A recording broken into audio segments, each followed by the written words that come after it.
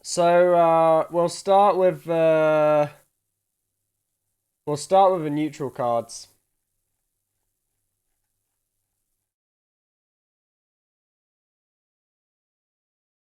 Ancient Totem. Right, for every card, I'm gonna set up a poll. And the responses are gonna be 1-star, 2-star, 3-star, 4-star, and a 5-star.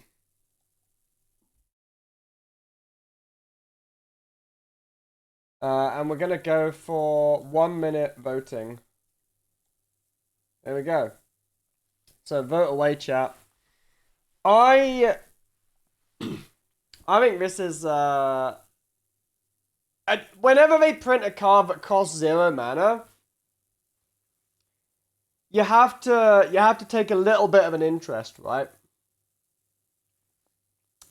Because stuff that costs 0 mana is very easy to make it playable. Now this is obviously you would obviously think about putting this in Totem Shaman.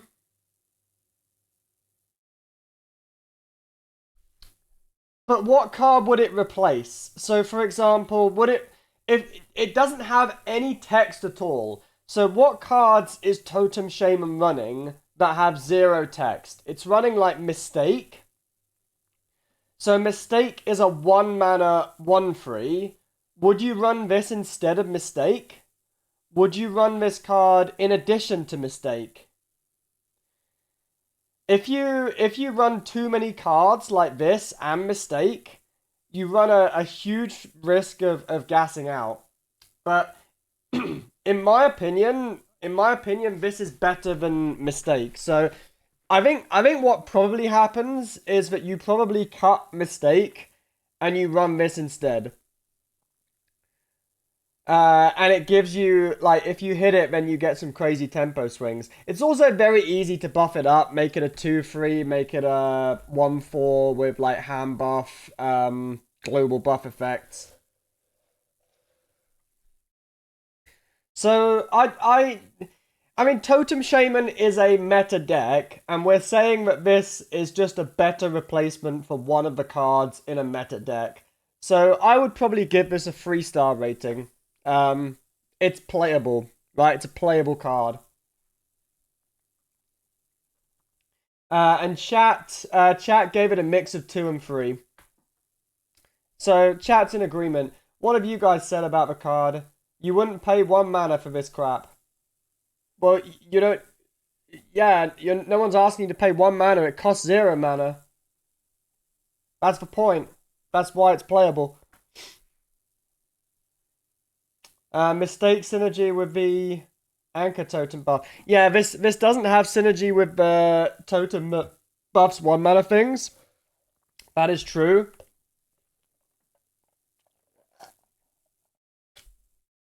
Anyway, next card. Let's set the poll up again. Can I repeat the last poll? Man, there must be a way to repeat the last poll. I don't have to, like...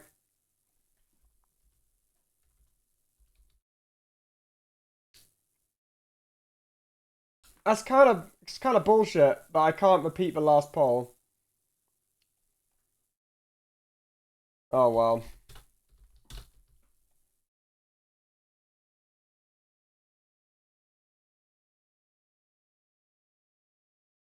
Right. The poll's up. Drone Deconstructor. It's a 1 mana 1/2 mech with Battle Cry. Get a 1/1 magnetic spark bot with a random bonus effect. So the spark bot can have magnetic. It's a 1/1 magnetic divine shield, a 1/1 magnetic taunt, magnetic rush, magnetic wind fury, magnetic lifesteal, magnetic stealth, magnetic poisonous, magnetic reborn. So this is like, I mean, you can get the 1/1 spark and just stick it straight on this thing. So at its very simplest, this minion is like a 2 mana 2/3 mech.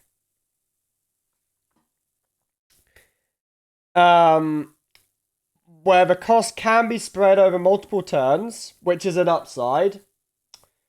And it has a random bonus effect.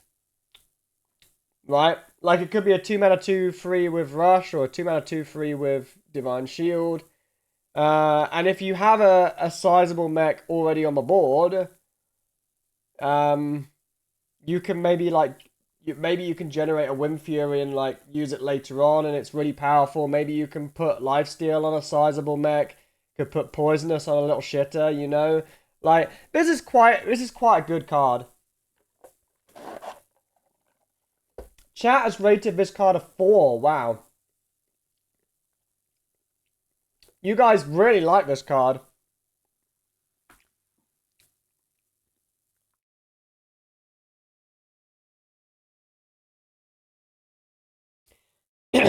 I do like it. I like the design. It also has pretty good synergy with you know the mechanical shark in Mage, which wants you to play like lots of mechs on the same turn. This gives you 2 cheap mechs, which is pretty good with Mecha Shark. Better Firefly. That's a nice way of thinking about it. A better Firefly. And Firefly was a very playable card. You know what? I think this is a good card. I think I would give this a 3. I don't think I would give it a 4, but I think that this actually sees play in quite a lot of aggro decks, because it's just a solid 1-drop, right? And we haven't had a solid 1-drop for a long time. Like, what was the last solid 1-drop we got? A solid neutral 1-drop was like it was like Iron Deep Trog. Was that the card?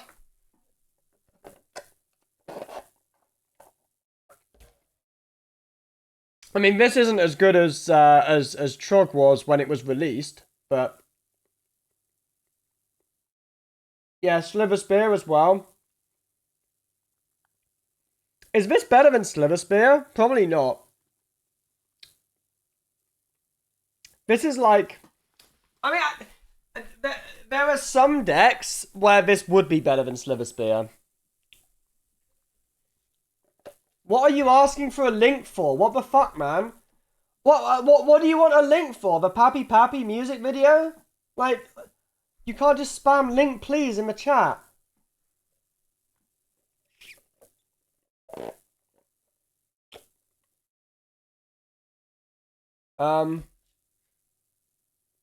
Anyway, next card.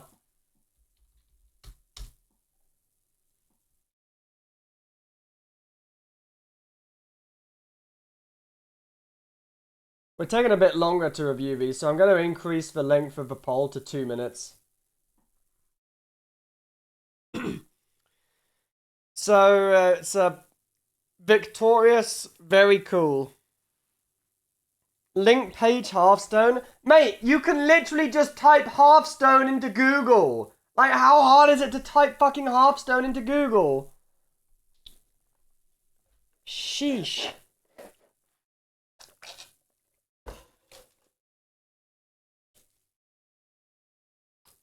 Victorious, very cool. 1 mana, 1/2. After this attacks, get a 2/3 Valkyrie that costs 1.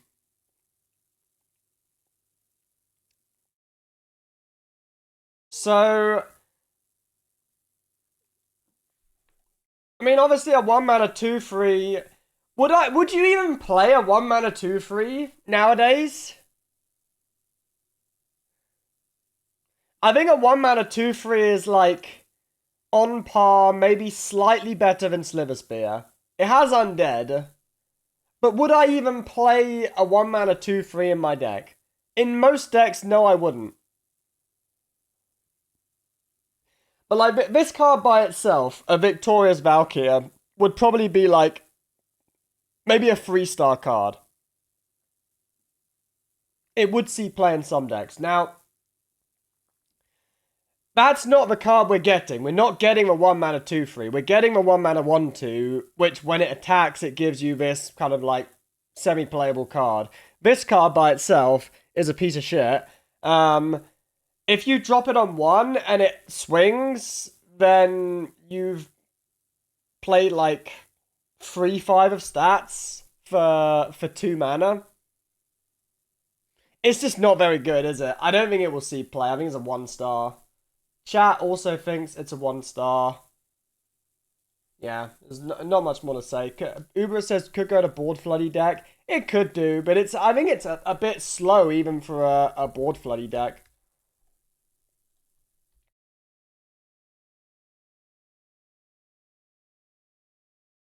You can give it Rush, I guess. Poll ended. Yeah, I know. We're on to the next one now. So this is Celestial Projectionist. It's a 2-mana 3/2 with Battle Cry. Choose a friendly minion. Add a temporary copy of it to your hand. So what I want to know is, what does this word here mean, temporary? Does temporary mean that it goes away at the end of my turn? Does temporary mean that it goes away at the end of my next turn? What does that mean? Does anyone know what this word temporary means?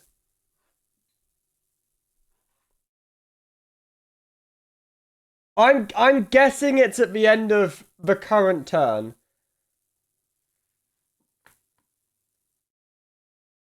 Now this is an interesting card, okay? Because by itself, the stat line is not bad. It's a 2-mana 3/2. Like, that's not bad. You could just play this on turn 2, and you'd be in control of a board. Like, let's say that I run this in my priest deck, right? And I just drop this on turn 2, and I threaten to drop a location on 3, and then I'm in dominant control over the board, right? It's not a bad tempo card. So that's just ignoring the text. Now, looking at the text is the same as, like, Zola, right? It's Zola. It's Zola for 1 less mana. And the stat line is better. But the copy is temporary. Now, cards like Zola see play. Zola itself sees play in Nagamage. And the other card that's like Zola that sees play is Power Word Synchronize. Chat has given this a 3-star rating, by the way.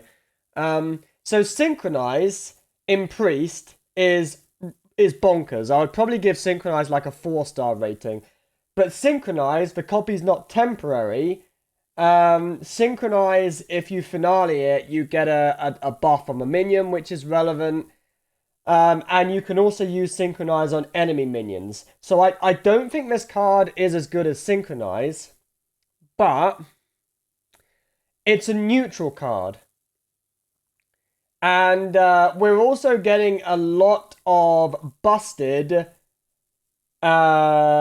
minions that might be appearing on our side of the board. Like, for example, if you play your Titan on curve and it sticks, you can play this card on the following turn and get another Titan to just drop on the board, right?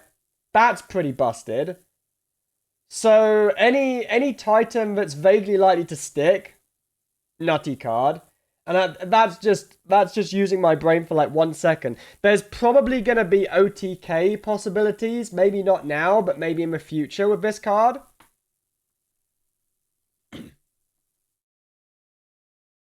What happens if you Finlay after playing this? Does the copy go away?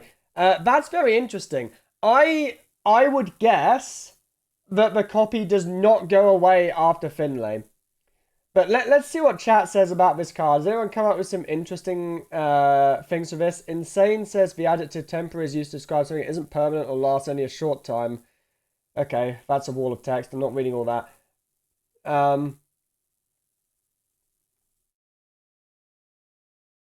But yeah, I would say this is a 3-star card.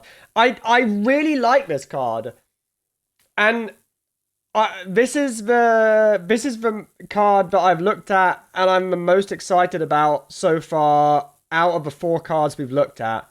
which isn't saying much because we've just looked at 4 neutral cards. But I think this is a sweet card, and low-key, low-key, I am considering whether I would put this in my priest deck. And there's gonna be other classes for sure that would love an effect like this, right? Like any class that has a busted minion. Let's say, for example, like Totem Shaman. You could make a copy of you can make a copy of that busted totem, right? The Grand Totem Eyesore. Have another Eyesore. You can make a copy of Gigantotem, and then this is summoning like an extra 8/8. I'm only using like 1% of my brain, and I'm thinking of loads of great applications for this card. I think it might even be a 4-star card, you know. I think it's at least 3-star. It's not fucking bad. Like, Astalor as well, it's fine. It's a good card. Anyway, let's go to the next one.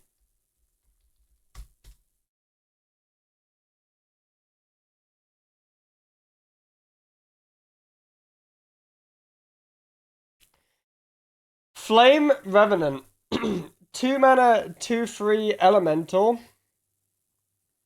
After you summon an elemental, give it +1/+1. So this is not a battle cry. This is an effect which is only active while the Flame Revenant is in play. So I play my Spider Tank, and not my Spider Tank, sorry, I play my River Croc, and then I have to continue playing elementals.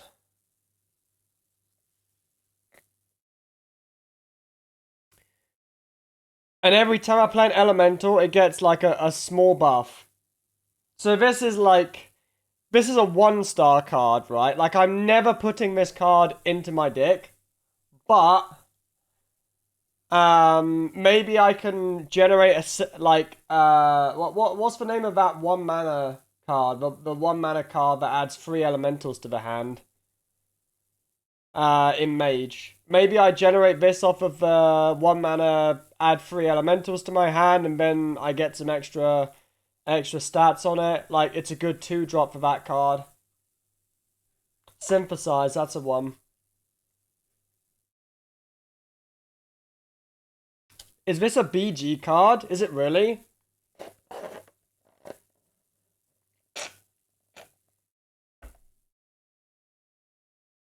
Synthesize is kind of nutty. Synthesize is a good card.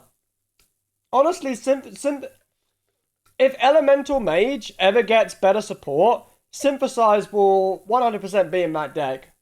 Because it's kind of similar to First Day of School, that nutty Paladin card. Chat has rated it as a 2, which I think is very kind. I think this is a 1-star card. And I don't want to talk too much about it. Let's go on to the next one.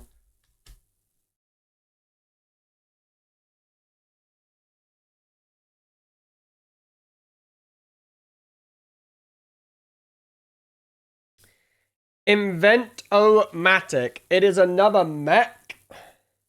It's a 2 mana, 2/3 mech. So another River Croc. We're getting a lot of River Crocs in this set. Which is nice, because River Croc is a solid stat line. Decent stats for the cost. Whenever you magnetize a minion, give it +1/+1. So this is, again, this is another effect that requires this minion to be on the board. So what they want you to do is they want you to play your Inventomatic on turn 2 or 3, and then they want you to play your Drone Dispenser and magnetize this, and then this becomes like a 4/5 and you hit your opponent with it. I think this is not bad, but I think it's like very situational. Like, for this to be good, you need to be playing a very specific mech deck, and you need your opponent to like be kind of AFK at the start of the game and then not have any board clears or single target removals on the follow-up. Like,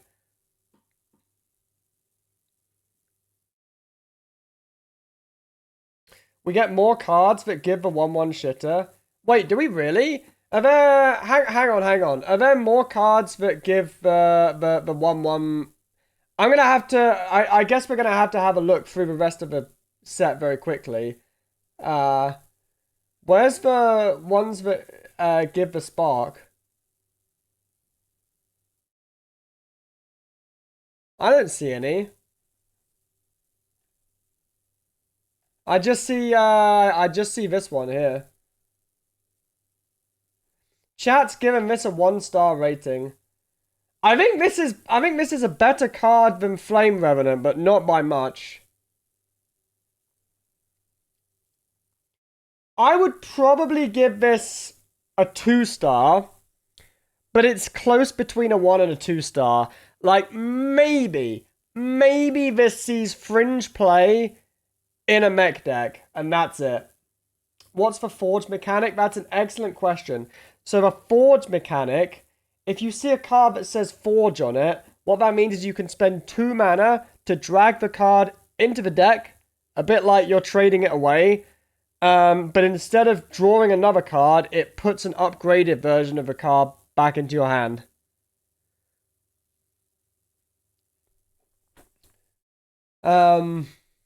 Yeah, I'll probably give this a 2-star though. Oh, whoops. Just setting my poll up.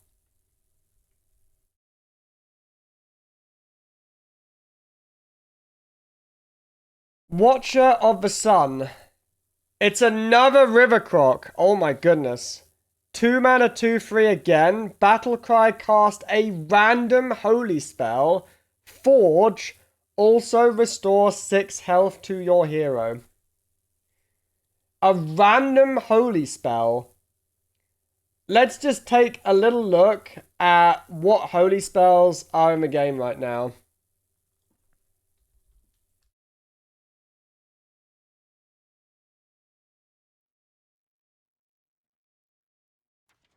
So there's a lot of paladin ones. So this could, is this cast? This is cast. No, sorry, it's not cast, it's get. So you add one of these to your hand. You could add a Mackie Roll. You could add an Equality, a Flash of Light, 4 Kelphalas, Hand of Adal, Spotlight, Boogie Down, Consecration. It's basically adding like a priest or a paladin card, right? So there's a massive range of quality. You could add a Love Everlasting to your hand, damn. Imagine that in other classes. You could add a Sunwell.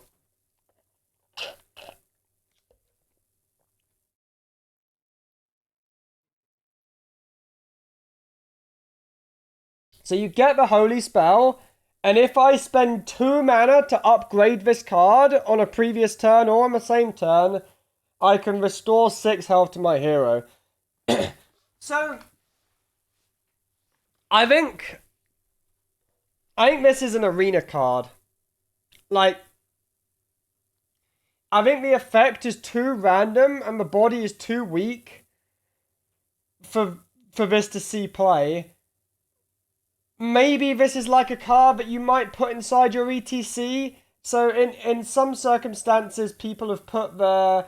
You know, there's like a 2 mana... There is a 3 mana 2/4 with a mana first of 6 or something that restores 6 health to your hero. You'll know what that card is. I can't remember the name of it. But some people have put that inside their ETC in the past. Would you put this inside the ETC instead? I mean, you have to spend 2 mana if you want to forge it. No, forge costs 2 mana. It's 2 mana. It's not 1 mana. Yeah, Sun Fury Cleric. That's the card.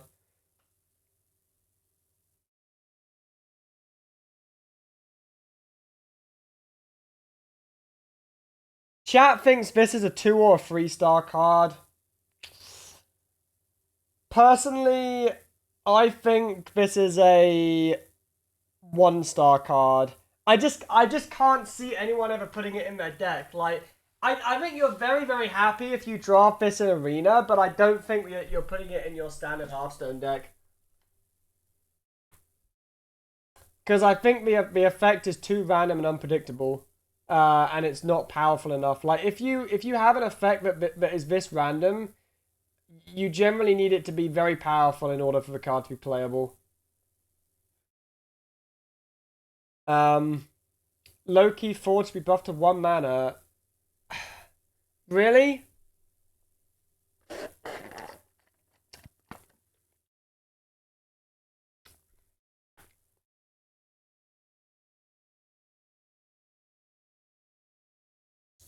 Yeah, I mean, I think they should have made Forge 1 mana, and then maybe they have to nerf a few of the, like, forged versions of the cards.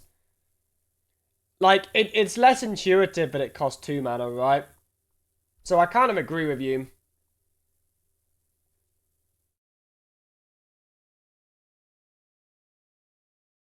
Anyway. Next card.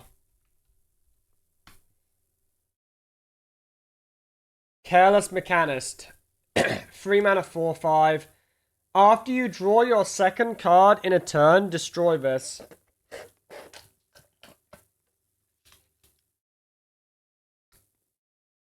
So, this is a Yeti, but it costs 3 mana rather than 4 mana. And while it's on the board, we don't really want to draw cards. Now, any deck that wants to run a 3 mana Yeti is probably gonna have to have some amount of card draw to be competitive. Maybe if you play this on curve, it's not the worst. But, man, I don't want to put this in my deck. You feel me? Dies to Cold Light Oracle. It does die to Cold Light Oracle. Insane is not even putting 3 mana Yeti without downside in the deck. Yeah, I mean, it's worth noting that we actually have a 2 mana 5/5 in standard at the moment. Which you can put in your deck. And that doesn't see really any play at the moment. You can even silence for 2 mana 5/5 and it can attack repeatedly. So I think this is like a hard 1-star card. What does chat think? Chat also thinks it's a hard 1-star card.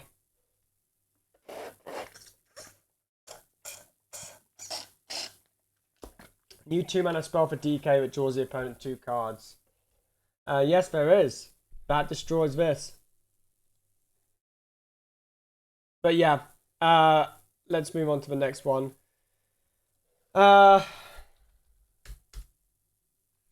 can I not? I can't end the poll once it's active. That kind of sucks.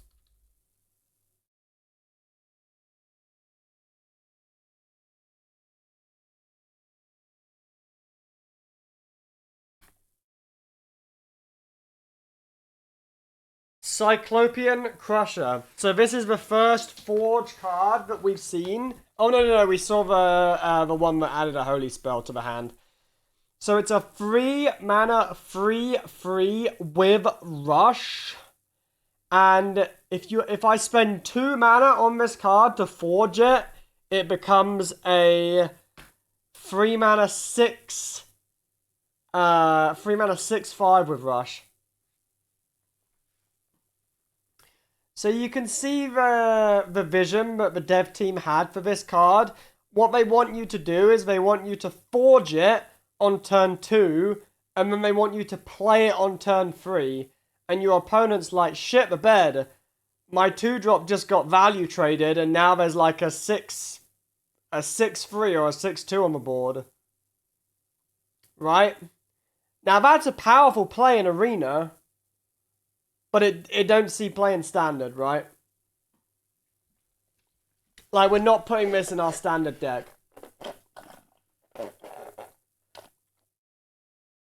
Uber would run this one in Classic. I think you're gonna have a hard time running this in Classic, buddy, because Classic isn't a mode anymore. I'm sorry, I couldn't resist. But yeah, I think this is a 1-star card. What does chat think? Chat also thinks 1-star card. Man, when the streamer starts rating cards as 1 star, boy oh boy does chat start to jump on the wagon.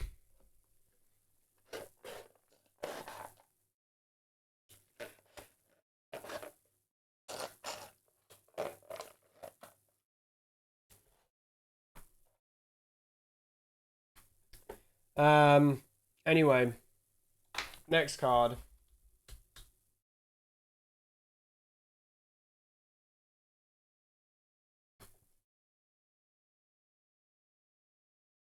Poll is up.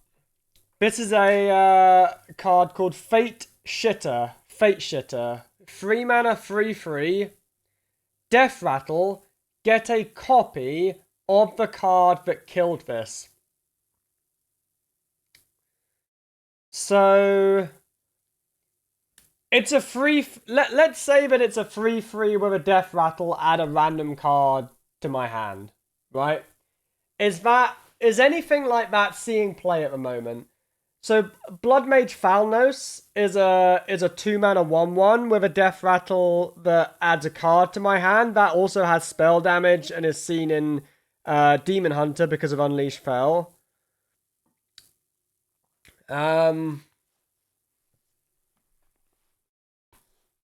Priest has the 2 mana 3/2. Yes, you're right, Ubera. So there's the Priest Undead that as a Death Rattle adds a copy of a card in the opponent's deck to the hand. This this can add quite.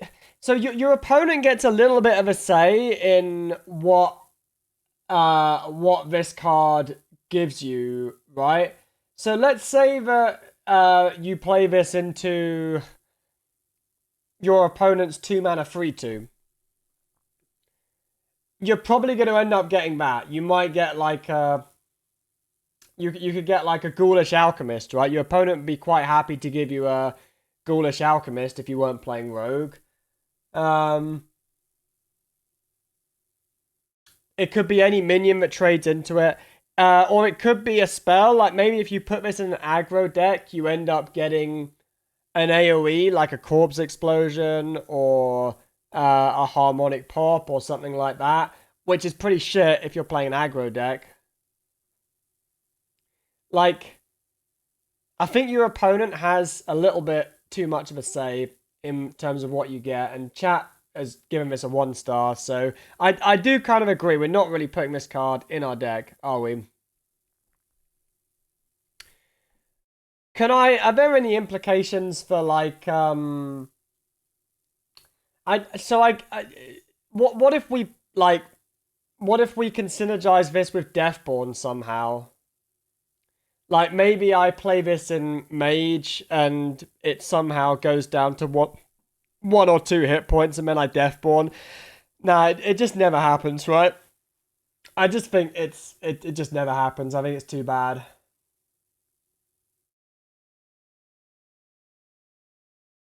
We got chat saying, play it, then an AoE that kills everything, you get your AoE back. Yeah, I mean, I think in some situations, you'd be kind of okay playing this in Priest, right? Like, let's say that I'm playing against a board flood deck, like a Demon Hunter, an Outcast Demon Hunter, or an Evolved Shaman, and I've played my Love Everlasting, I've high rolled, and then I play this, and I play Clean the Scene. I get another Clean the Scene back. Like, it could be very good in that situation, but it's so fringe, right? You might as well just play like a Nerubian Vizier at that point, and it would just be more consistent. So I think it is a 1 star. What if a hero power kills it? That's very interesting. What if this isn't killed by a card? Because, yeah, like, if it's killed by a weapon, if it's killed by a hero power, do you get anything? Probably not, right? Yeah. Anyway. Let's put the next poll up.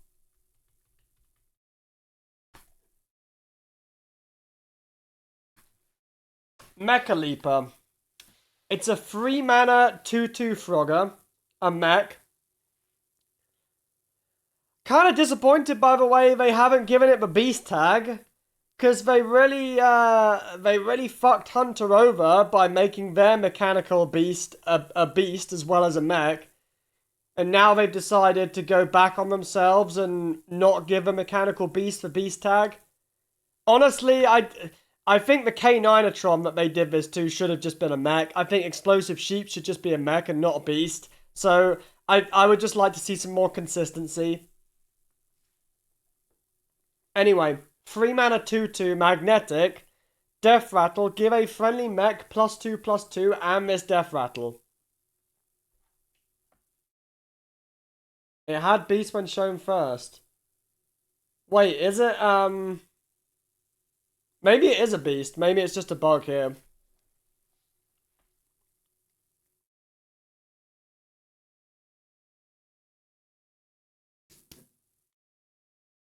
But how good is this card? So, if I just play this card as a 3 mana 2/2, it's good if I have a board of mechs, right? If I have a board of mechs that my opponent can't clear, they just keep clearing minions one by one, and the Death Rattle keeps jumping, and I get +2/+2 forever and ever. It reminds me a little bit of, you know the Shaman card? I think it's like Rotjill or something. So there's a 5 mana 3/6 in Shaman, which is a battle cry. Gives every minion the Death Rattle. When this dies, buff all other friendly minions by +1/+1. Chat's giving this a 1-star, by the way, and I kind of agree. So cards like this are generally pretty good if we're ahead and we're against a deck that doesn't run like hard board clear removals, which almost never happens, particularly in this meta. You generally don't find yourself ahead running cards like this. And that's why the Rotgill card, which is better than this, is kind of a fringe card. Rotgill is probably like a 2-star card. It sees fringe play in Totem Shaman.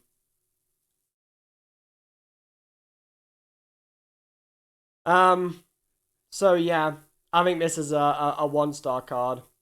Card needs Taunt to be playable. Yeah, that's actually if this card had Taunt, it would be better. I agree. It might be 2-star then. There's a similar card called Bagul, a 5/4, which isn't played. These kind of effects are just generally not very good. Effects that require you to be stuck on the board. Because there's just too many things in Hearthstone today which disrupt that plan. Anyway, let's go for the next card.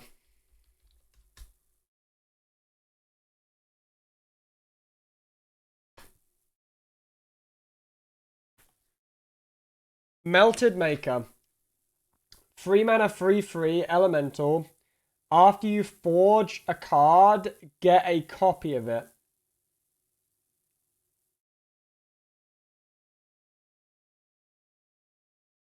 So I have to spend 3 mana on a 3/3, and then I have to spend 2 mana on a forge.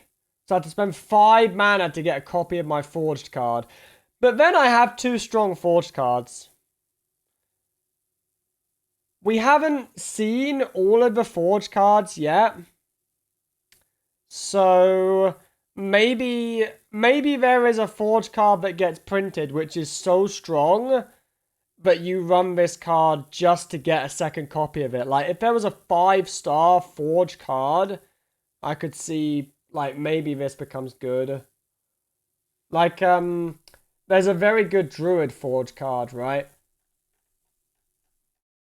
Let's just show the Druid forged card. Embrace of Nature. So there's a 1 mana and it says choose 1 card, but if you forge it has both effects combined. So you could run Embrace of Nature with Nourish and with the 7 mana spell.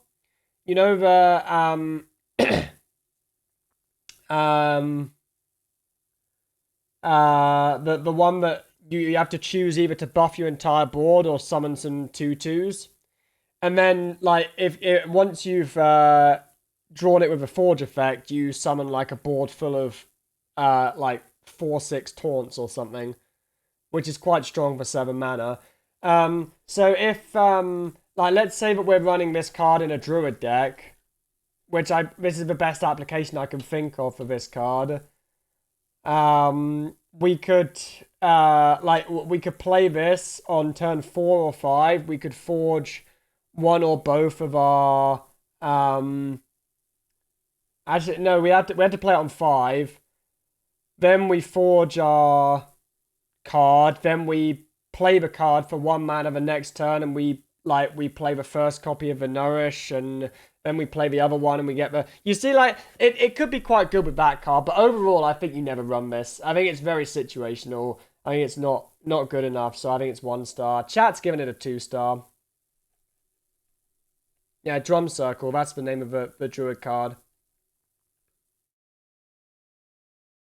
Insane says this might be playable if we have nutty Forge class cards. Yeah, which is basically the same as what I said. I think let's be generous and give it a 2 star rating. I think realistically it's a 1 star, but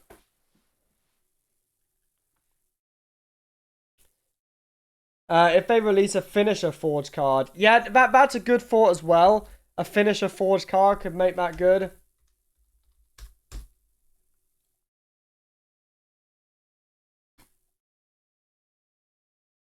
Right. Ravenous Kaken. It's a 3 mana 2/5 beast with Battle Cry, destroy a friendly minion, and Death Rattle, summon a copy of it. Now, this is an interesting card because the first card that you're likely to think of when deciding how good this card is Carnivorous Cube. Carnivorous Cube is a lot of people's very favorite cards. Many people have a fond memory of Carnivorous Cube, right? So this costs 2 mana less than Carnivorous Cube. The text is exactly the same, except for instead of Death Rattle, summon 2 copies of it, it says Death Rattle, summon a copy of it. And the stat line is slightly lower. Instead of being a 5 mana 4/6, it's a 3 mana 2/5. If anything, I think a 3 mana 2/5 is probably a slightly better stat line than a 5 mana 4/6.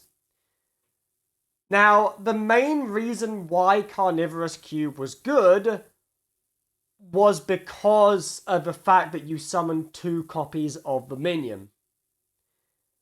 So, is this still going to be good, even though it summons 1 copy? There is some synergy. So the most obvious synergy is in Death Knight. You play this with your 4 mana 3/4 that triggers a friendly Death Rattle twice. And then you immediately, so you play an egg, or you play a minion on 2, you play this on 3, and then you play your double Death Rattle trigger on 4. That's like the obvious curve. And there's gonna be other applications for this card, right? People are gonna test this card a lot and find some broken shit with it. I'm pretty sure. Cube was good because of Skull of Benari. End of discussion. Yeah, I do agree, Insane. That was another factor. But Cube also saw play in Death Rattle Hunter. So, and Cube was a very good card in Death Rattle Hunter. Chat has given this a 4-star rating. And they're saying Warlock as well. Yes, this card is good in Warlock. Because you can play this on your Big Idiot Taunt, right? And it helps you to snowball. So if you cheat out your 4/8 Taunt, play this on it, you get a Big Idiot Undead, and then when this dies, you get the Taunt back again, right? There's a lot of applications for this card. I don't think it's as strong as Cube, but I think it's It's very. I think it's an interesting card. I think I would give it probably a 3 or a 4-star rating myself. I'm gonna be optimistic and I'm gonna give it a 4-star. I think it's generally better to give neutral cards higher ratings because it's so difficult to think of all of the different applications for a neutral card, you know? Like, because there's not 10 classes in Hearthstone anymore. There's not even 9 classes. There's 11 classes in Hearthstone. All 11 classes get access to this card, and they get access to this card for the next year and a half, right? There's going to be something really strong that you can do with this card at some point in one of those classes over the next year and a half. Just play the game. Dan, I'm rank 1 on both servers, and I'm quite deep on rank 1 on both servers. That's why I'm not playing the game. Alright.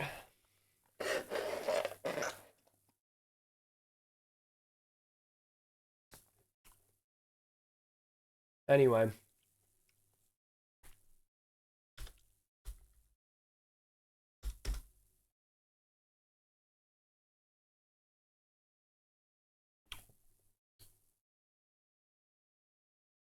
What should we do then? Well, you can sit and you can fucking listen to my card review and vote on the cards, alright? Like a normal chatter. Right, we got Razorscale, a 3-mana 2/4 dragon. Cards can't cost less than 2. Oh!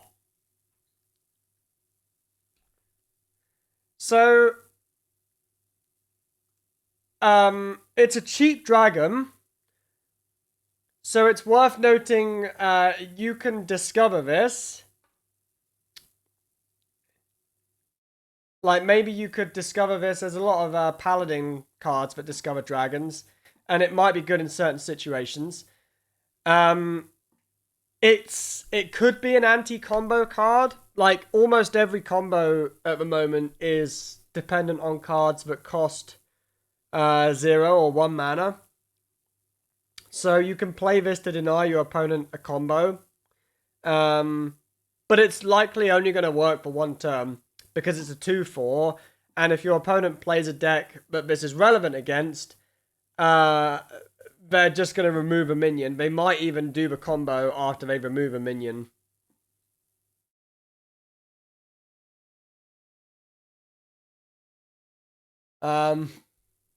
You slam this on 3 and Rogue is crying. I mean, are they? Like, they can still cast Potion Belt. They can still cast the potion they get from the Potion Belt for no cost reduction. Like, I like that they print cards like this. But it is a bit shit, isn't it? Like, what did this card need to be good? Maybe if it said cards can't cost less than 3 or cards can't cost less than 5, but that would be a bit oppressive, I think. Chat's giving it a 1-star. I would probably give this a 1-star as well, honestly. I think it's just not good enough. Nice kitchen. Thanks, buddy. Yeah, it is. It's a 3-mana 2/4 most of the time. Anyway, move on to the next card. Maybe this one's better.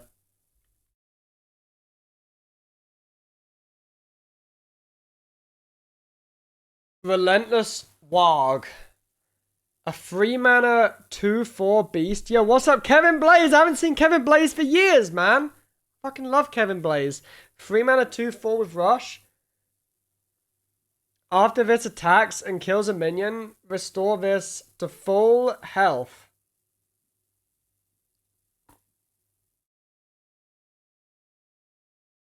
So, you can buff this up, and it might be good. And yes, it is a good arena card. Man, your opponent plays a Bloodfen Raptor on 2, and you play this card, and they are in tears, mate. Like, if you play a Bloodfen Raptor and your opponent plays this as a follow-up, you are in fucking tears. Your Bloodfen Raptor's gone and your opponent's got a 2/4 with text. Hunter Bananas. Yeah, that's a good application. Hunter Bananas.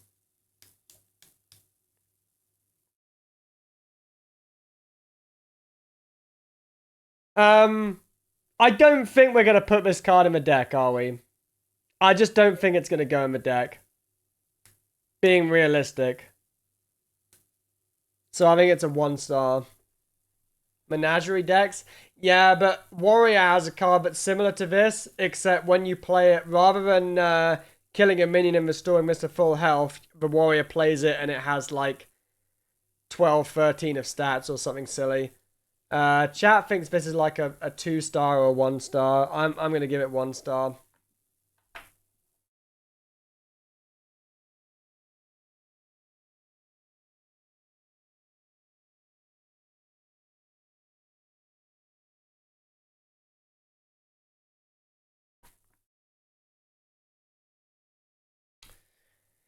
Sharp-Eyed Seeker. Sounds like Harry Potter. 3 mana, 3/3 beast. Battle Cry. If there is a card in your deck that did not start there, draw it. Wow. So there are a lot of applications for this. We can draw Fizzled Snapshot.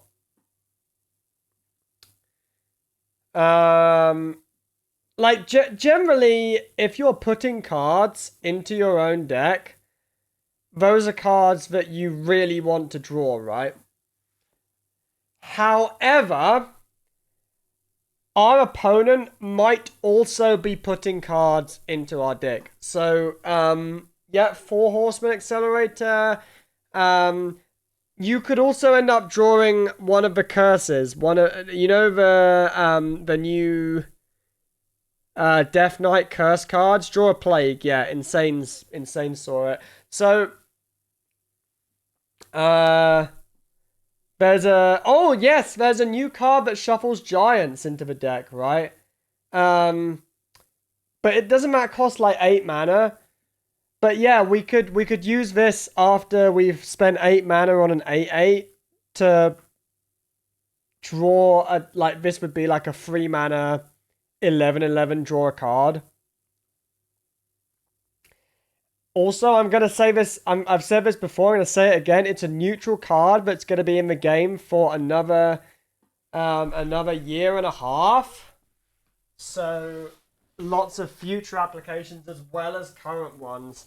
I think that this is an interesting card for sure, and I think that it has so many applications. I think it's bound to see play at some point. I think I would give this a 3-star. Maybe chat's giving it a 4-star rating. I mean, I think at the moment it's not 4-star, but if you get the right busted card, like, okay, let's say for example, Quest Priest. If they suddenly printed another card like the Priest Quest, where you shuffled that the 10 mana spell that just killed your opponent when you played it into the deck. If they released another class like that, another card like that, then yeah, maybe this will be like a 4-star. Like, it's clearly a very unique and powerful effect, right?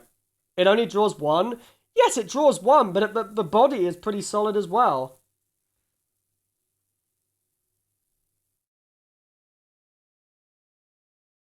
Yeah, I think I'm gonna give this probably a 3 to 4-star. It's a good card. Next one.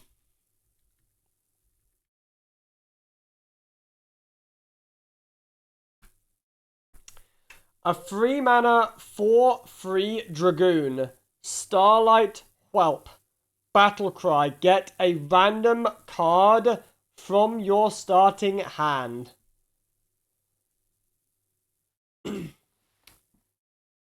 So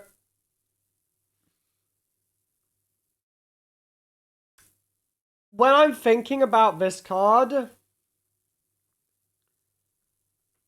I'm thinking about, like, it's giving me similar vibes to, you know, the Burgle cards in Priest. So you have a 1-mana 1/2, which adds a random card from your opponent's deck to your hand.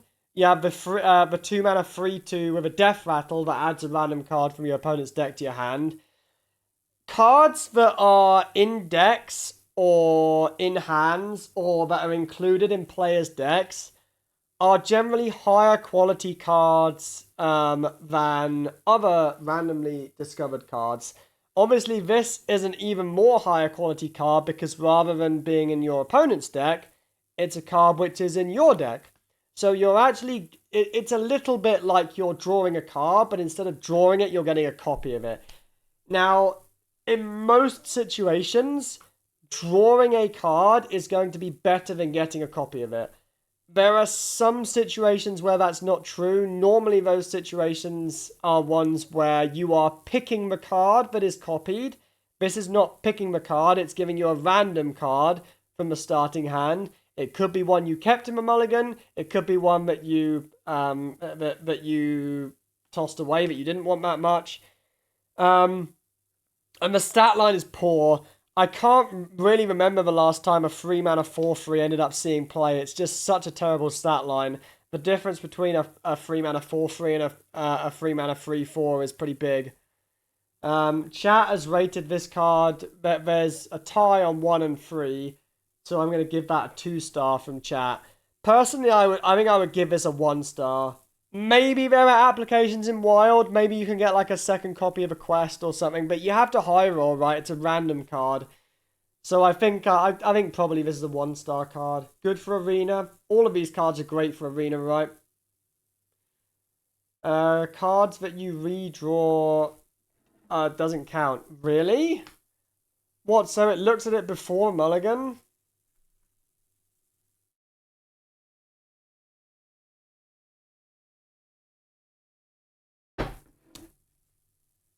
Don't think I believe that. Anyway. Next card.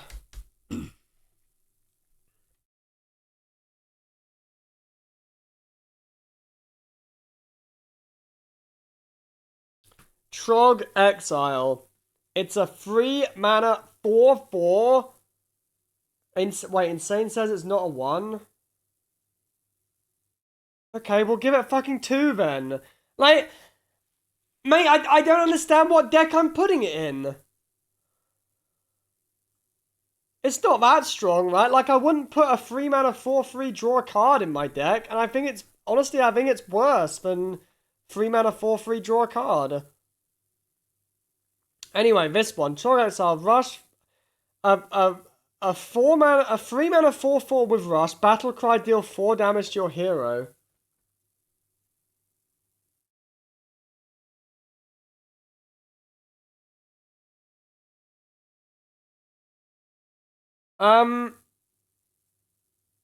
Is this good?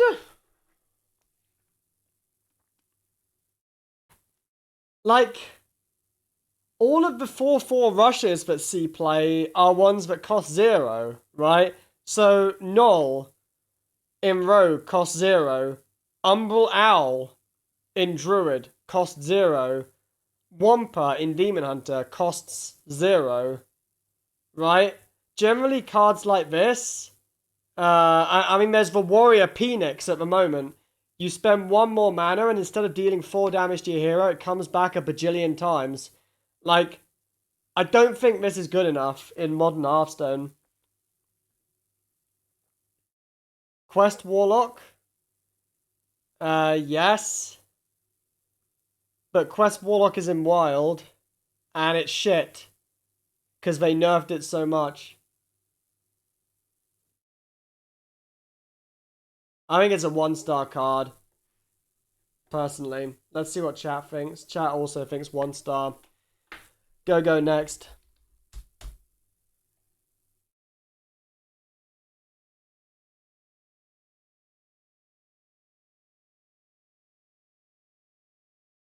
Algalon the Observer.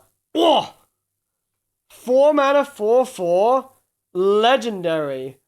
Replace your hero power with Algalons Vision. Dan, I know that you're bored. You don't have to fuck up the card review, ma'am.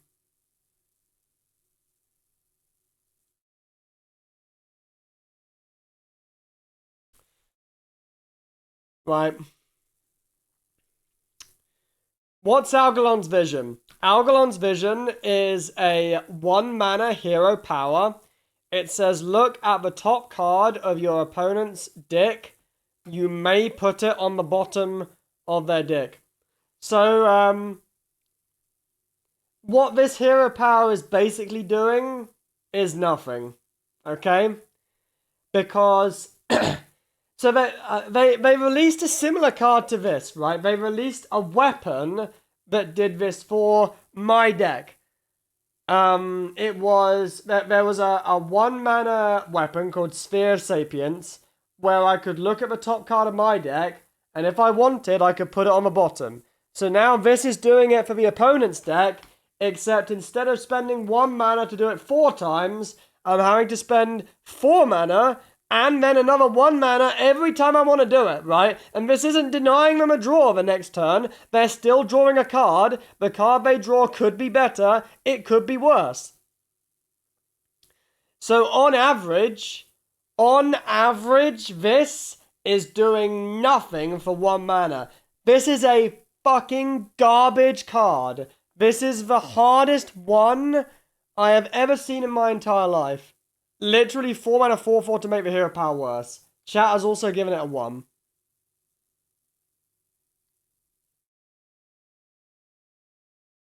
If you denied a card draw, it would be busted. Yes, it would be busted if you denied a card draw, for sure. Anyway, I've ranted about that card enough.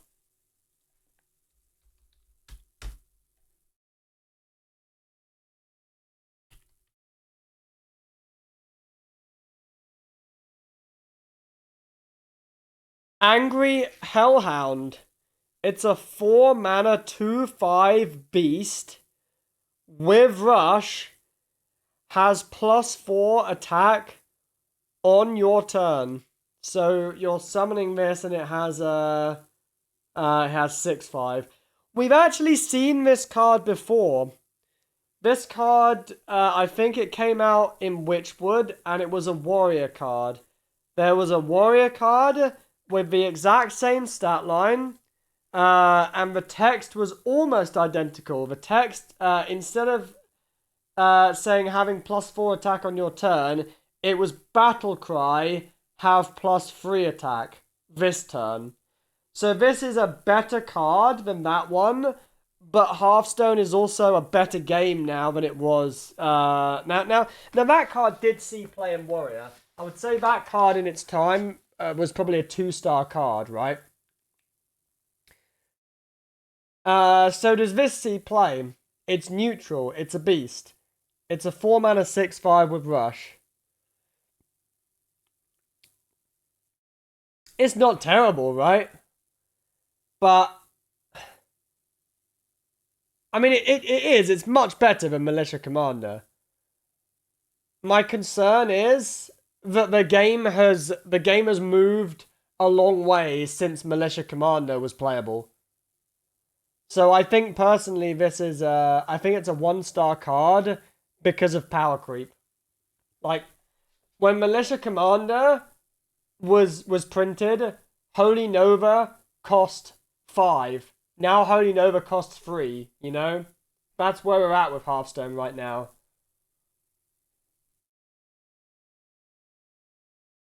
Chat also thinks 1. Next card.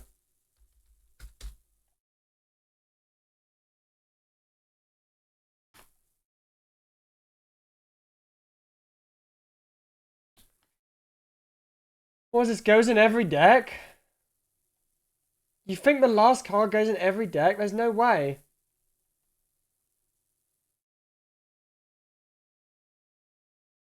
Right, okay, we got an interesting card now. Ignis the Eternal Flame. 4 mana 2/4. Battle Cry. If you have forged a card this game, craft a custom weapon. No, we do not have to play the forged card. We simply have to spend 2 mana to forge the card. So, I believe that any deck that is running a strong forge card, so let's say, for example, Druid, running that 1 mana forge spell that we saw earlier, would probably want to run this. It's Kazakus, but for a weapon rather than a spell or a minion. So let's have a look at what we can get. You can get a 1 mana weapon, a 1 mana 2/2 weapon, which is completely busted. 1 mana 2/2 weapon, very strong. You can get a 5 mana 3/4 weapon, not quite so strong. And you can get a 10 mana 5/6 weapon, unplayable. But that's not all. These weapons have text. So the first bit of text they can have is a choice. You choose 3 of 5 options. And the 5 options are Poisonous, Lifesteal, Wind Fury, also damages adjacent minions, and deal 1 damage to all enemies. I think these upgrade as well, right? Oh, there's another one. After your hero attacks, gain 2 armor. Wait, are there 6? Your hero is immune while attacking. There's 7. Wait, there's 7 options. Okay, that does make it worse.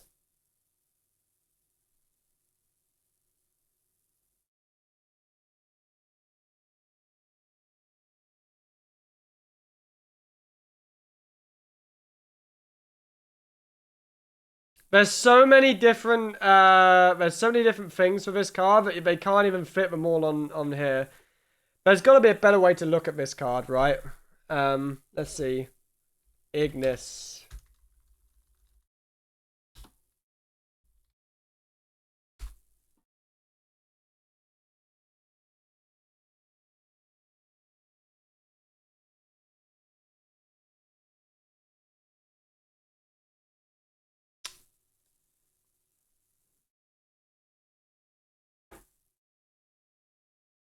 GameSpot.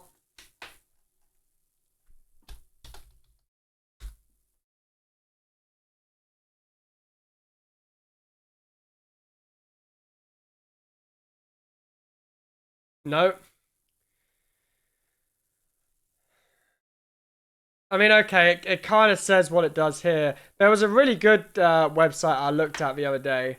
I can't find it now. Anyway.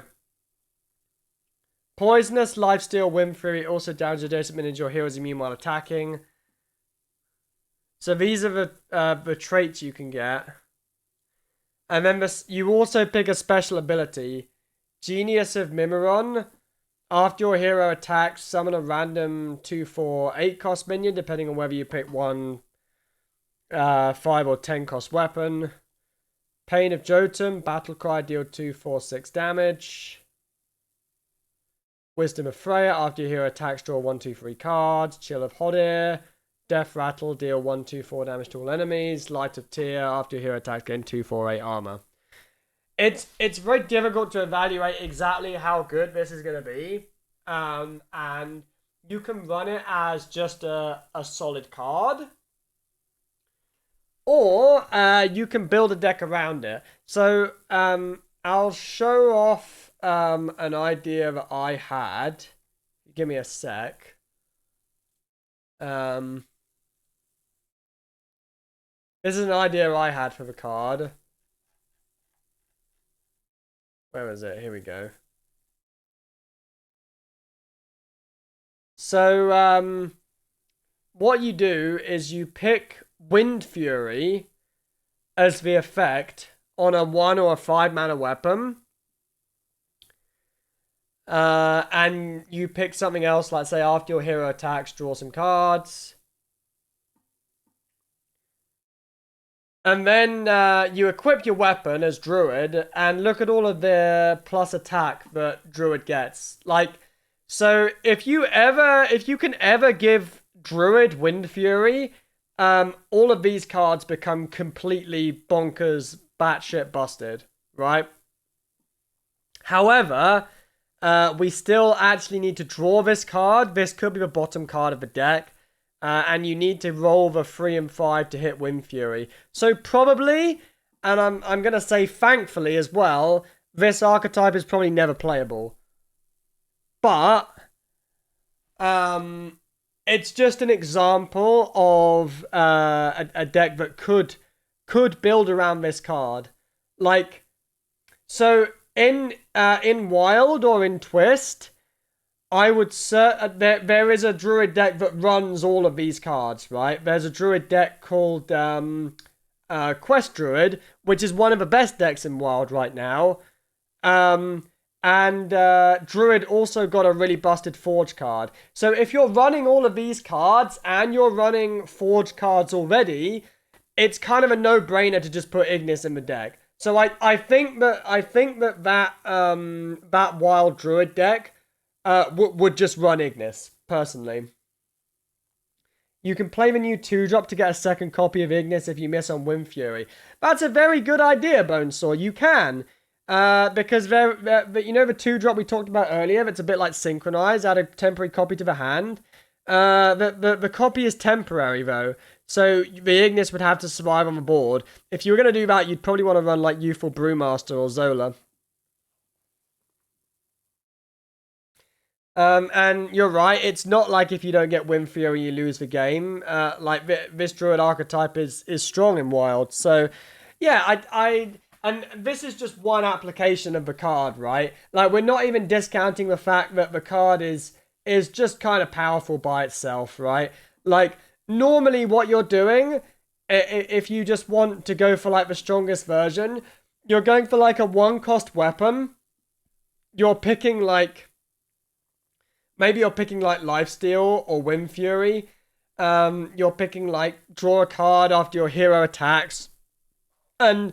You're just like, it turns into like a 5-mana Arcane Intellect that also like puts some stats out and clears a bit of a board, right?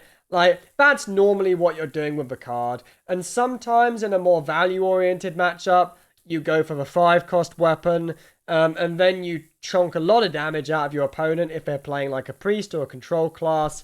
You can draw like 8 cards, right? You're never ever picking the 10-cost weapon.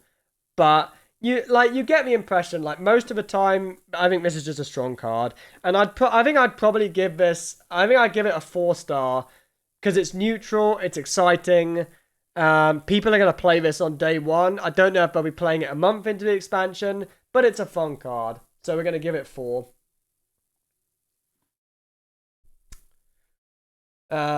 Lifesteal could definitely be insane with attack buff. But yeah, I like this card. Good design. Anyway, next card.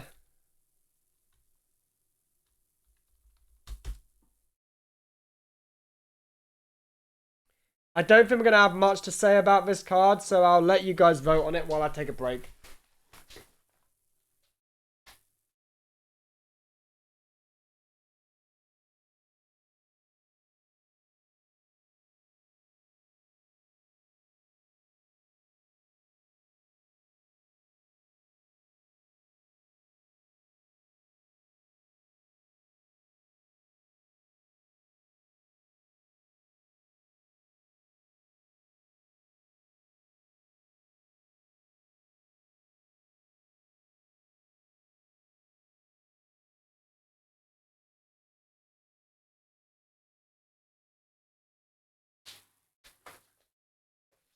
Right, okay. It's a 4-mana 7/7 with Taunt and can't attack. There was already a 4/3 that does this. Yeah, this has Taunt.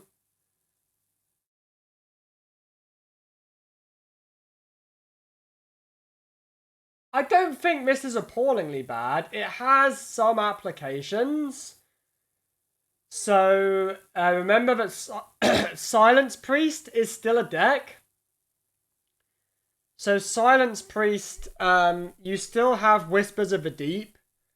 That silences a minion, deals its attack to split amongst all enemy minions. You have the priest card, which silences and summons a copy, and then puts another better version of a card on the bottom of the deck.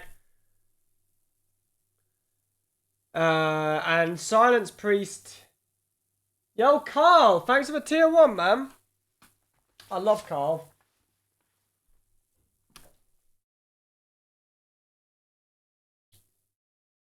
Like, Silence Priest doesn't see play at the moment. Could this make it playable? Because at the moment, Silence Priest is running Starfish. Chat has rated the card 5-star. What are you smoking, chat? What the hell are you smoking?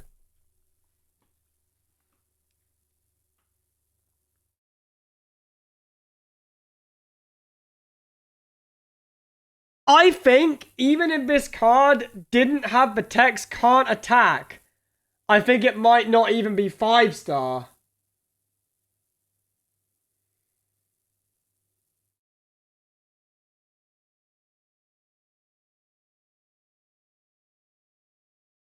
Maybe a 4-mana 7/7 with Taunt would be 5-star, I don't know.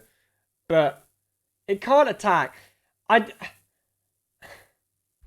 don't think it's terrible. I think it has some fringe applications, and I think it's probably a 2-star card. Like, I think it's not 5-star, and that's it. We're done talking about it. Now, speaking about 1-star cards, got this this cheeky sausage, Mechanome Guide, 4-mana 3/4. Battlecry, discover a spell. Forge, it costs 3 less. So, let's just break this down. At the moment, we have a card called Nerubian Wizier, which is a 3-mana 2/4 version of this. 2/4 ain't that much different to 3/4. So, a version of this which is already 1 mana cheaper. With the same text, but instead of the Forge, it costs 3 less. It's if an undead died, it costs 2 less. Now, forging costs 2 mana. Running undeads in your deck and waiting for a turn when they die is a little bit more situational, but I think it's easier to pull off than spending the 2 mana to upgrade this card. This does have the mech tag instead of the undead tag. It does reduce the cost of a spell by 3 instead of 2. But man, you have to spend a lot of mana on this card.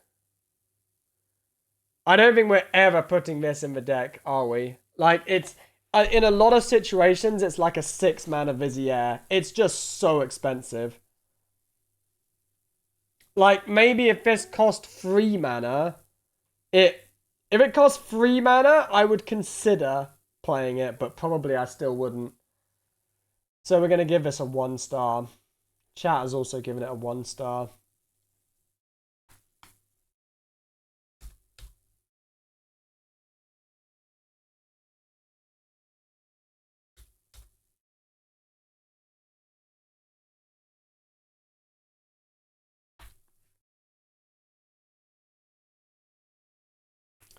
Rune Forged Golem.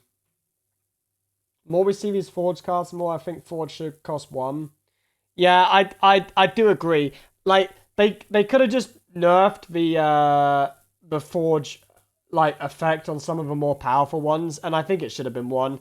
Like, it's a very strange design decision for it to cost 2 rather than 1, because it's counterintuitive as well. 4 mana 4/4. Battlecry. Discover a weapon from any class.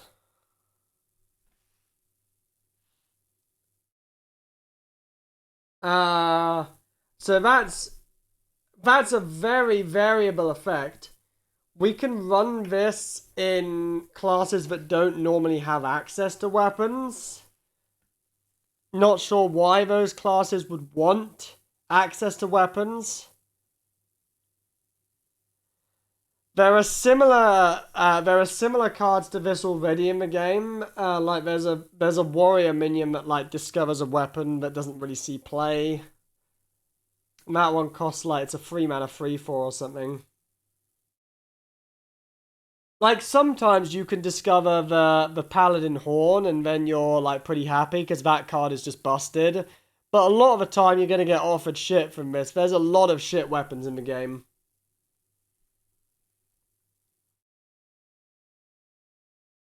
Not many of the weapons in the game have Wind Fury. Like, I think this card kind of sucks. And I'd probably give it a 1 star.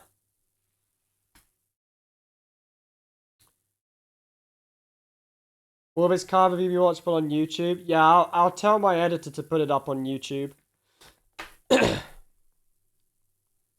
Yeah, chat also thinks 1 star. Okay.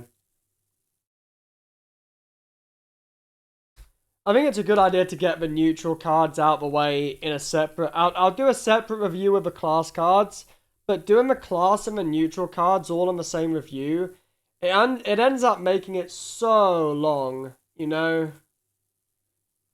So we'll do the neutrals today because they're all released. Right. Poll is up for this boy. Saronite Tolvir. 4 mana 3/5 taunt. Whenever this is attacked, draw a card. He's giving the hand. Nice art. Now,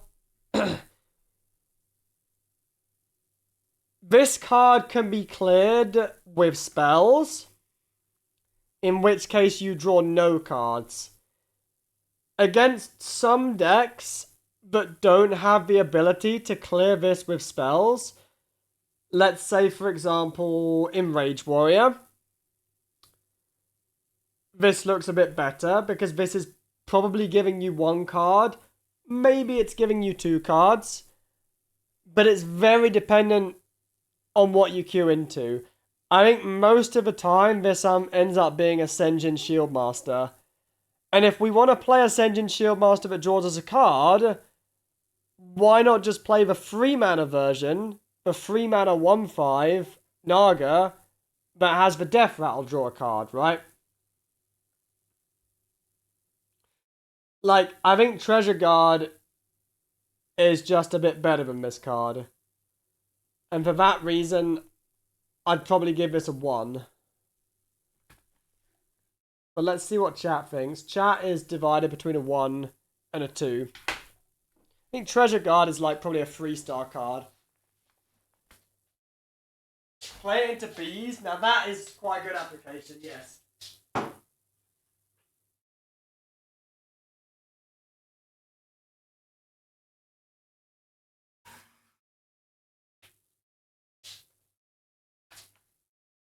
Pretty hard anti-bees technology. Right, next one.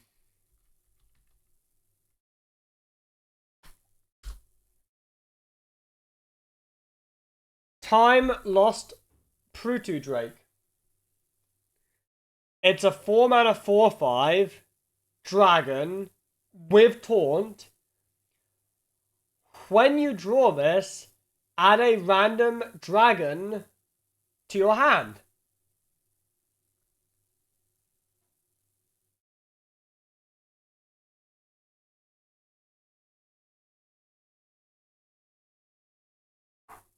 Man, times have changed, because I remember when 4 mana 4/5s used to have no text. There's a lot of text on this card.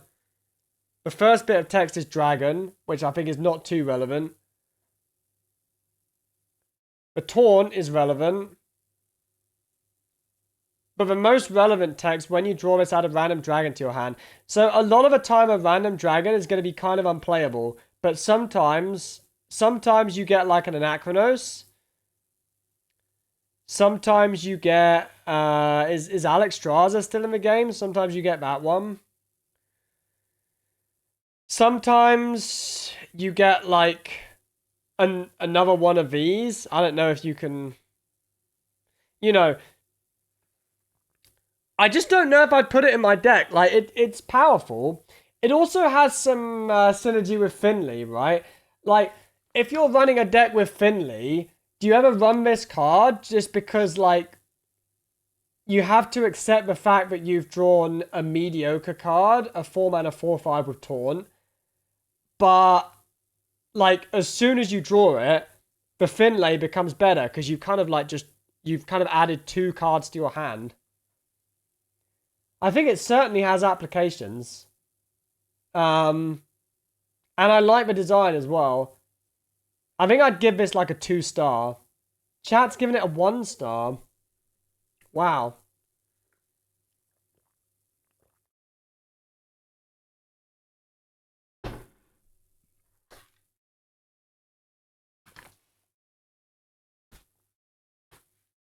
Yeah, I'd give this a 2-star.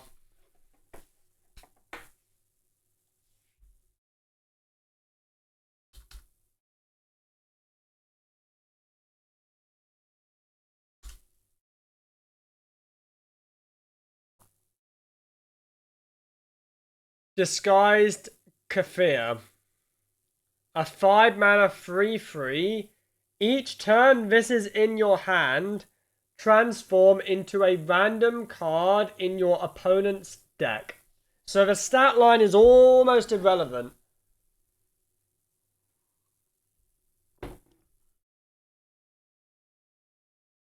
It gives you information about what cards your opponent's running in your deck. There was a similar version of this called Chameleos, which was a priest legendary, which shifted into like a copy of a card your opponent had in the hand.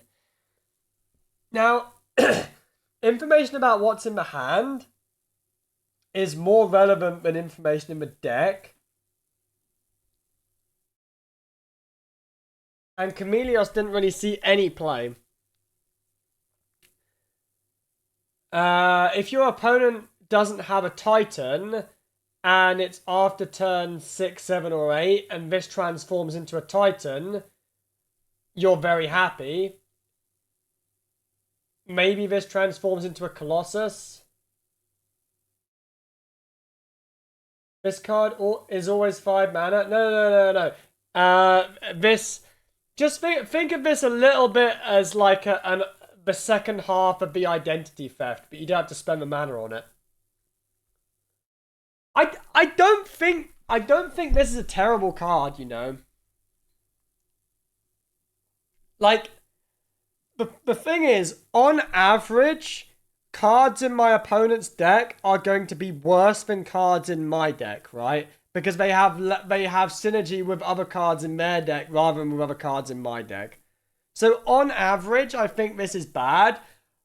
But if it's in your hand for a long time, is there going to be one turn where this ends up being like a very strong card? The level of randomness is quite high. And for that reason, I think it's not quite strong enough to see play. But it is an interesting design.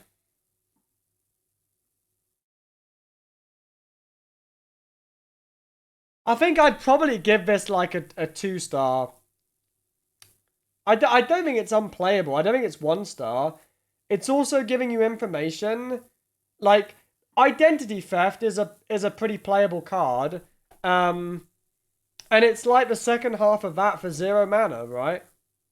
I think it's fine. Imagine it's your top deck. No. So this it should transform.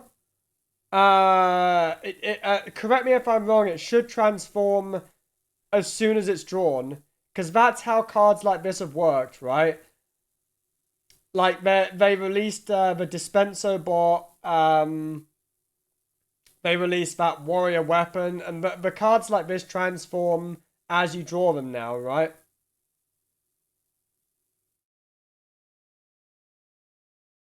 Unless they've changed it back again.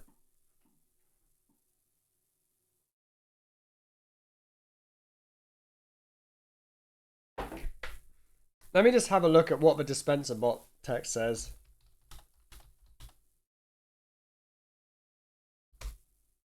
Remix dispenser bot says gains an extra effect in your hand that changes each turn.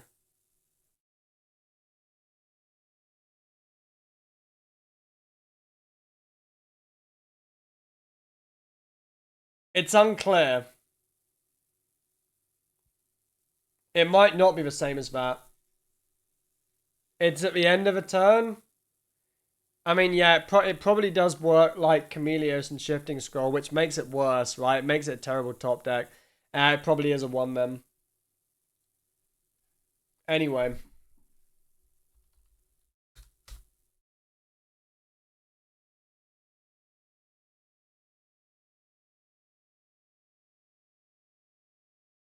Tram Operator. It's a 5-mana 4/4 mech.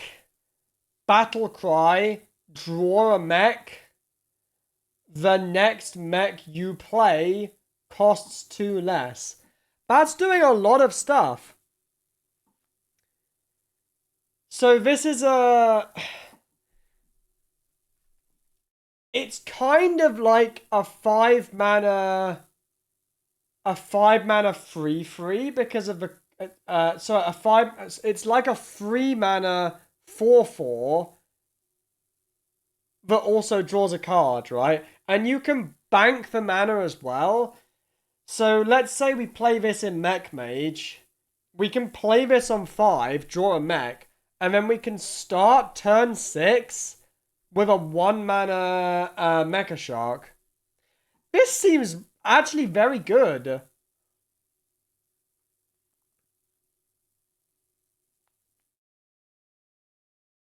You don't, it's not even applying the cost to the thing that you draw. Like, it's applying the cost to any mech. 0 temper of 5 mana is rough. Yeah, it is a bit rough. You're getting a 4/4. Compare this to other, like, value cards in the 5-mana range. There's the... It's a little bit like... You know that card that gets infused? The 5-mana 3/5, which draws 3 cards if it's infused? So, this is tutoring a draw, and it's giving you a cost reduction rather than 2 extra cards.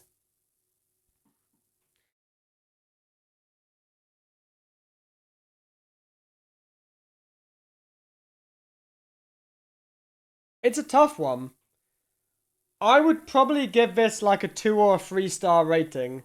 I don't think it's a 1-star, but I think the fact it costs 5 is a little bit of a turn-off. So yeah, probably 2-star. Like, it's also worth noting that you can tutor out specific minions with this. So, for example, what if I just put this in... what if I just put this in Mage? Not Mech Mage. What if I put this in Mage? And as my mech, I run the Colossus. Because the Mage Colossus is actually very good. But it doesn't see play because it costs 8 mana. What if I could tutor it out and play it on 6? Does the Mage Colossus become good? I think the Rogue Titan is also a mech, right? What if we use this to tutor out the Rogue Titan? We could, like, prep Bone Spite, drop this on 3, and then play the Rogue Titan on 4. Or, if we have the Titan in hand, just prep Bone Spite the Titan on 4. Like, 4-mana Titan, very strong. That's what I'm saying. Like, I've only used my brain for, like, a minute. And I've already thought of, like, a lot of applications for this card. I think... And I'm going to go back to the same point I made a few times earlier in the stream. It's going to be in the game for another 1.5 years. Maybe they print a completely busted mech for one of the classes at some point in the next 1.5 years. Probably this would see play, right? Okay, the more I think about it, I'm probably going to give this card 3 stars.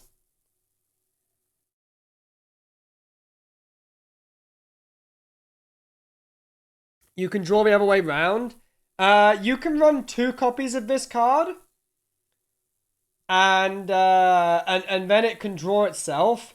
Also worth noting, if you draw a second copy of this, the second copy is a 3 mana 4/4 that draws a card and reduces the next mech, which sounds pretty good.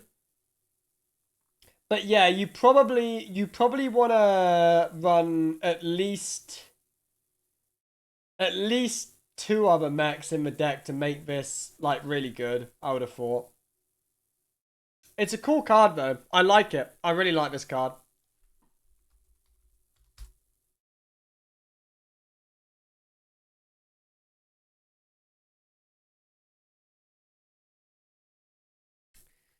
Alright, next one. XB488 Disposal Bot. It's a 5 mana 3/2 mech. Wow, that's terrible stats for the cost. Battlecry, deal 5 damage randomly split amongst all enemy minions. Forge, gain lifesteal. So we've already seen this card in Warrior. There was a Warrior version of this exact same card that was a 3/4. That was like 5 years ago. So the game is more powerful now. This is a worse version of that. And even 5 years ago, I think that card was like maybe a 2 or 3 star card. Probably a 3-star card.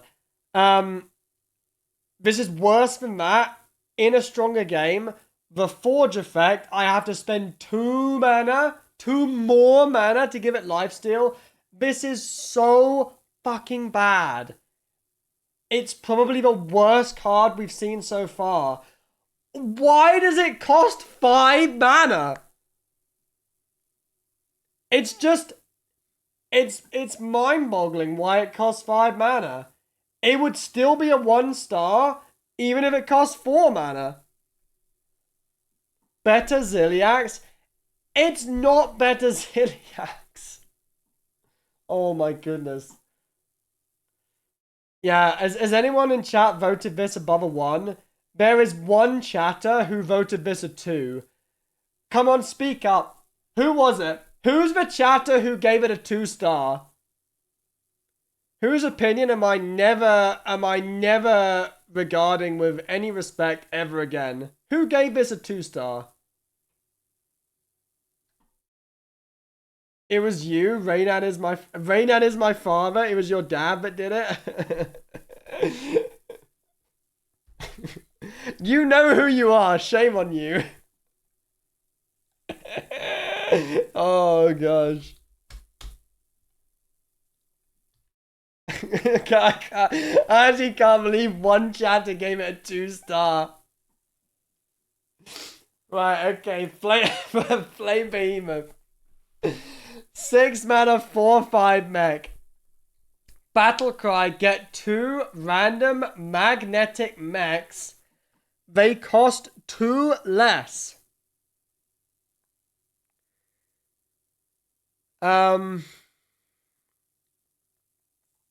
What is the pool of magnetic mechs like at the moment?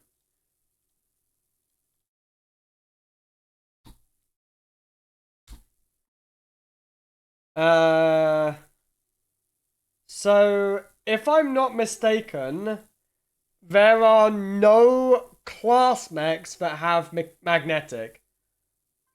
So we have Bronze Gatekeeper, Replicating Menace, Wargear, and Ziliax.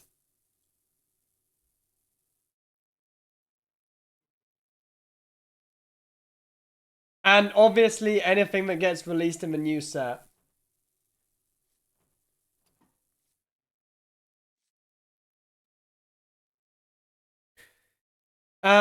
So first thing that's worth noting, there's like Mecha Leaper as well, which is coming out, right? So but the first thing that's worth noting is none of these cost less than 3 mana. Now that's relevant because on the new card, it makes these things cost 2 less. So this is not making 0 mana things. You're going to have to play this as a 6 mana 4/5, and unless you have more than 6 mana, you are going to have to wait to play one of your magnetic minions.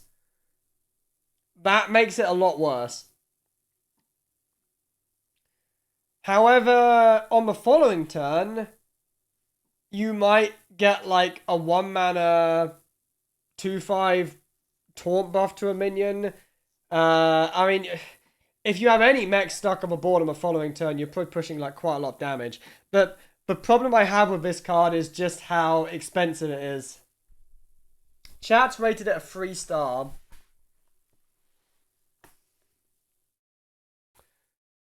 I'm probably going to give this a 2-star card. And I think when it's printed, I think this will be 1 star. You can discount this mech with the last mech.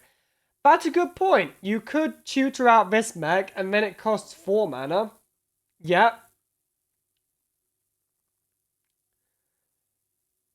Yeah, I think I'm going to give it 2-star though. Because, I think it's just a bit too expensive.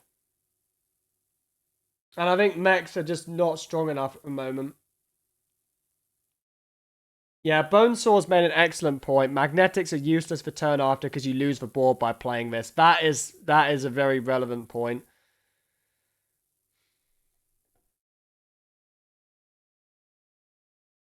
Right, we must be getting to the end of the neutrals soon.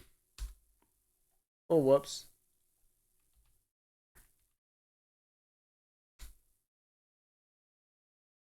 Right. Pull up for this big boy. Containment Unit.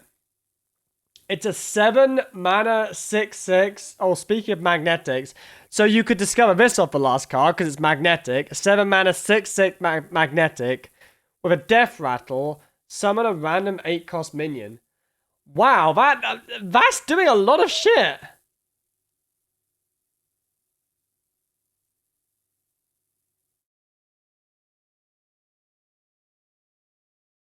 But it costs 7 mana. So if I ever get to 7 mana and I have a mech stuck on the board, I can play this. I'm buffing it by +6/+6.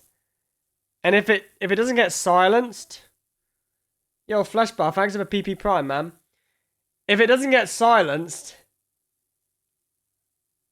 I'm summoning a random 8-cost minion when it dies. Is this better than War Gear? So War Gear is a 5 mana 6/5. So basically the same stat line, but without the death rattle. Like, the more I think about this minion, it's actually not as good as War Gear, which sees like 0 play. Because when you're going from like 5 mana to 7 mana, adding a death rattle like this probably ain't that relevant. Building an aggressive mech there wants to run a 7 mana card. I agree. 8-cost minions usually good. Yes, they are usually good. I mean, I think I'm probably giving this 1 star. It's very expensive. And the comparison with War Gear is upsetting me. And my wife has started listening to music on the way home.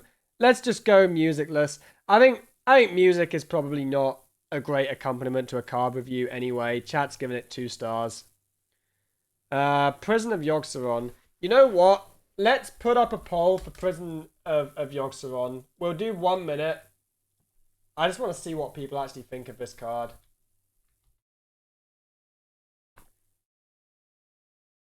And I'll tell you a story about the time when I played this card for the first time. So, picture the scenes. It's the day that this card gets released. And I'm not aware that this card has been released because they released it whilst I was streaming.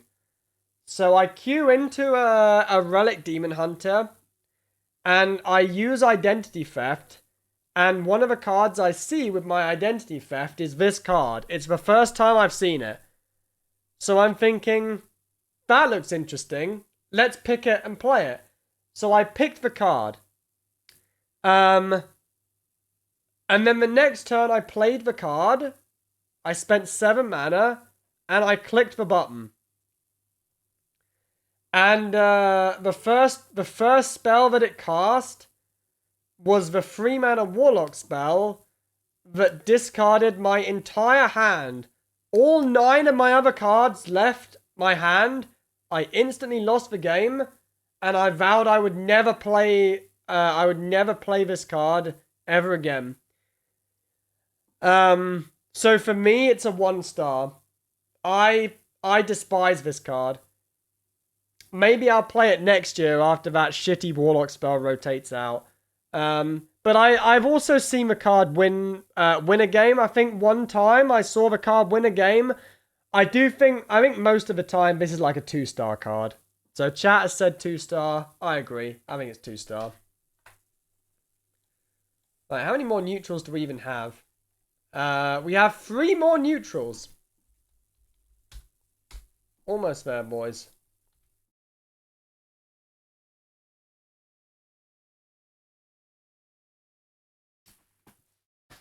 Insane. Stats say it's for nuts. Do you know why stats say it's for nuts, Insane? Because you don't have to use your fucking brain to play the card, alright? The noobs slap it on 7, and honestly, if a noob clicks the button and it discards their entire hand, they're probably going to win the game more often. Because they don't have any decisions to make anymore, right? That's why noobs lose games, because they make the wrong decisions. Right, in the hands of a competent player, the puzzle box is fucking garbage. Just saying. Right, Colligan. 8 mana 6/10. Rush. Whenever this attacks a minion, put the minion into your hand. Death Rattle. Move any in your hand to your opponents. Now, I had to do a lot of thinking to wrap my head around what this card actually does. Chat's giving it a 1-star. What I just said makes 0 sense. Shut the fuck up, Insane. Now, let's think about what this card actually does. So let's say that our opponent has a minion in play. Maybe that minion is a Titan. Maybe it's a Colossus. Maybe it's a River Crocolisk. I play this on 8. I rush into the minion. It doesn't matter whether this is a 2/3 minion or a 10/10 minion. This minion takes 0 damage. It puts the minion back into my hand, so no death rattles trigger. The minion doesn't get added to my opponent's res pool, so they can't resurrect it. And I keep a 6/10 body on the board. Right? Let's say that my opponent kills this minion. Maybe I'm playing against a priest and they cannibalize it. The card that I've taken a copy of goes back into the opponent's hand. Let's say my opponent can't clear this, which against some decks is a likelihood. It has 10 health. Not every deck has great answers to a 10 health minion. Like Enraged Warrior doesn't have great answers to a 6/10 minion, for example. If my opponent can't kill it, then I get to do this again on the next turn. Let's say I'm playing a class like Rogue, alright? If I'm playing a class like Rogue, I can combo this with Shadow Step or Breakdance, and then the Death Rattle isn't relevant. Maybe if I combo it with Breakdance, I can also kill another big idiot on the board, and then I get to do this again next turn. It has applications. This is a powerful effect, and at some point over the next month, if you're playing enough Hearthstone, you are going to play a Titan, your opponent is going to play this card, they are going to take your Titan, you're not going to be able to kill this card, and they're going to play your Titan against you. So this definitely does have applications. Now, another way you can think about this card is it's a lot of words for a sap, right? Because if you jam this card on 8, and you rush into your opponent's Titan, and then the priest just casts Cannibalize right back at you, then what you've effectively done is you've played sap. Because they get whatever card it is that you've stolen, they get it straight back again. So this is a situational card, and it's situationally very powerful. But I think it's going to be very meta dependent, and it's going to be very dependent on what class you queue into. For that reason, I probably would give this a 2-star card. I'd give it a 2-star rating, I think. It's also 8 mana. 8 mana is very expensive.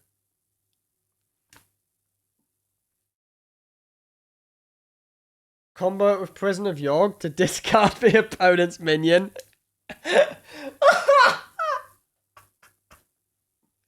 Okay, that's a good one. But yeah, I'm going to give it a 2-star. Right, next one. Son of Hodor.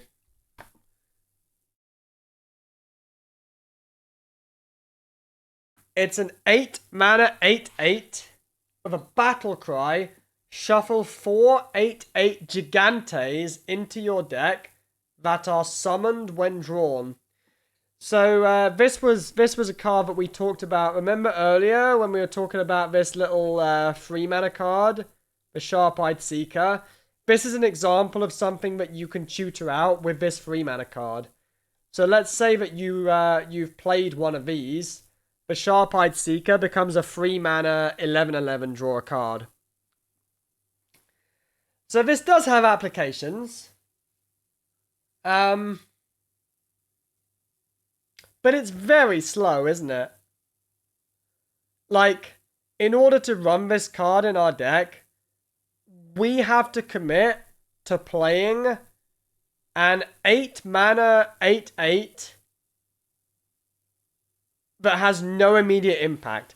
Now, from my experience, cards that cost 5 or more and have no immediate impact are almost always unplayable.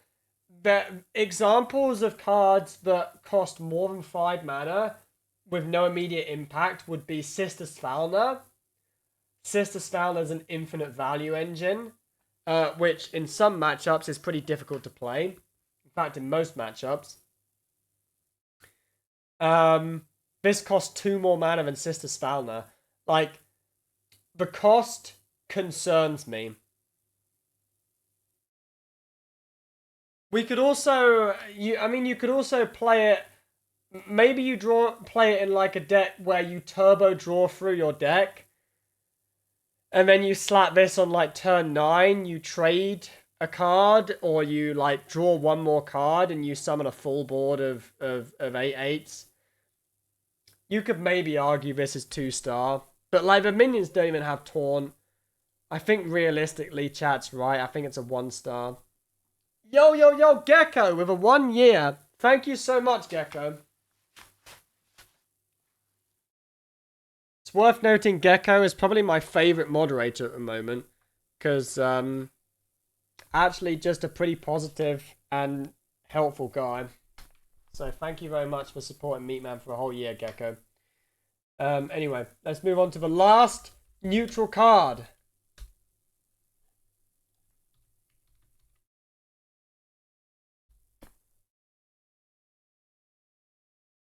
Storm Gigante. It's an 8 mana 8/8 with taunt. Forge costs 2 less, can be forged endlessly. So, an 8 mana 8/8 with taunt, not so appealing. Let's say that I run this in my deck, and I draw it. Any turn where I would float mana, let's say it's turn 2, and I don't have a good play, I can forge this. It's a 6 mana 8/8. Maybe it's like turn 7 with my priest deck. My opponent's made a really good board, but I want to use Clean Machine, and I have 2 mana left over. I can spend the 2 mana to forge this. It now costs 4 mana. You see what I'm getting at? Like, there are sometimes turns where you're going to have 2 mana left over, and you can get the 2 mana forge on this. Now, the interesting part of this card is when it gets down to 0 mana. Because when it gets down to 0 mana, you can start doing some interesting things with it. For example, you can use Zola on it, and you get another 0 mana 8/8. You can use this 2 mana card, Celestial Projectionist, and you can have a 2 mana 10, 2 mana 11/10 with Taunt. You can use, there's a Shaman card that summons like 3 copies of a minion, which costs 8 mana, so you can play this on turn 8 with a Shaman card and have a board full of taunts. Like, at first glance, this card kind of sucks, and chat has given it 1 star. But I don't think it's completely worthless. Can you forge it multiple times a turn? Yes, you can. So if you draw this on turn 4 and you have no play, you can forge it twice. If you draw it on turn 8 and or maybe you draw it on turn 10, you can forge it 4 times and drop it with the 2 mana Celestial guy and get 2 8/8 taunts. Like, I would give this card a 2-star rating because I do think it has applications.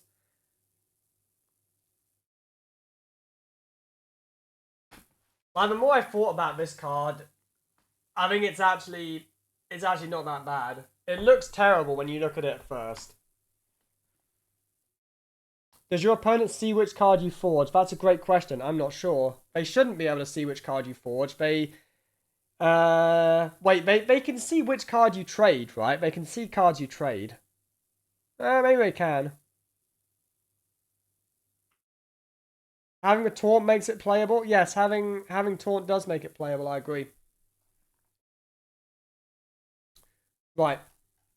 So we've done all the neutrals.